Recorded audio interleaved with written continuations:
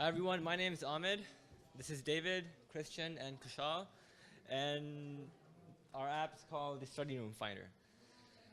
Okay, so basically, we all need a place to study. The way it works, during exam week, everyone is busy studying in libraries, the study rooms are full. There's nowhere to go, basically, and there's nowhere to study. So what this app basically does is that within 500 meters of your location, it finds you the nearest lecture halls where you can study. Or if you don't want to use your location, the GPS, you could just go onto our website and just find the available lecture halls where you can go. The way this app works is that it's a lot of data to work with. So the first thing we do is we extract the data of the lecture halls and the timings from the York University website. But there's like more than 10,000 classes, so how do you handle all the data? The way it works is that we narrow it down by semester-wise, so fall, winter, and summer. But even after that, there's like 1,500 or more classes, so how do you narrow that down? Well, that's what we're working on because there's so much more data to work with. We do it location-wise, which is building-wise. So right now we're working on LAS, Lassonde, or CLH, and Very Hall.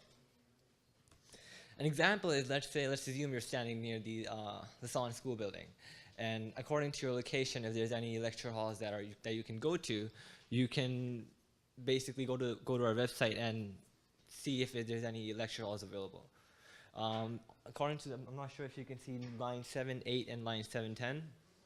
Line 7, 8, and 10. Line 10 basically gets your location, and then line 7, and 8 gets your time. Which then, the way extraction works is that it all puts in a timetable-like structure. From the text file, it labels all the data around an hourly time. The text file then compiles, according to the user's input, labels all the available time for lecture halls. This is an example of like just one lecture hall timetable amongst like the other 100 lecture halls available at York. How is the input displayed? Once the program is finished compiling, the nearest available lecture halls are displayed, and this is what it looks like. We're going to show you a demo. David here will show you how it looks like. Okay, so here we have our website that we've been working on. It's built on HTML, JavaScript, and CSS. So let's press the button to start. So as Ahmed said, our web app offers the users two options to find a location. So it offers them to find a room by a building and also to find a room near you. So if I say prefer a building with comfortable seats, I could go to CLH or something. And if I'm too lazy or don't have the time to walk to a building, I could search for a room near me. So with all the food that we've been eating the past 2 days, shout out to our sponsors, I think I need to exercise a bit. So let's find a room by building. So here is the interface for searching by building. Lists all the locations that we have available right now. So let's click the Lassonde building.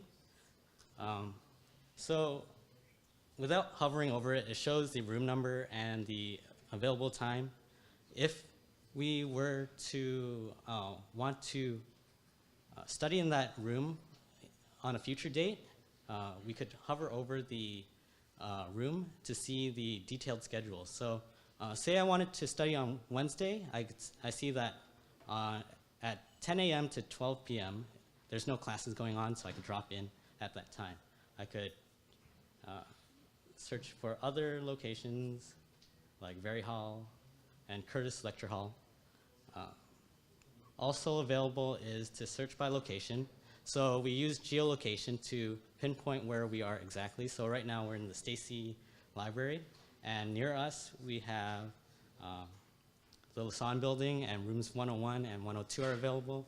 If we zoom out a little bit, we could see that at CLH we have rooms 105, 106, 107, and Very Hall rooms 103. And that's our app.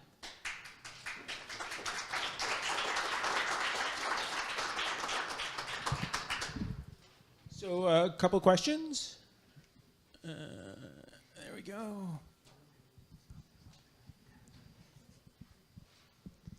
First of all, well done, guys.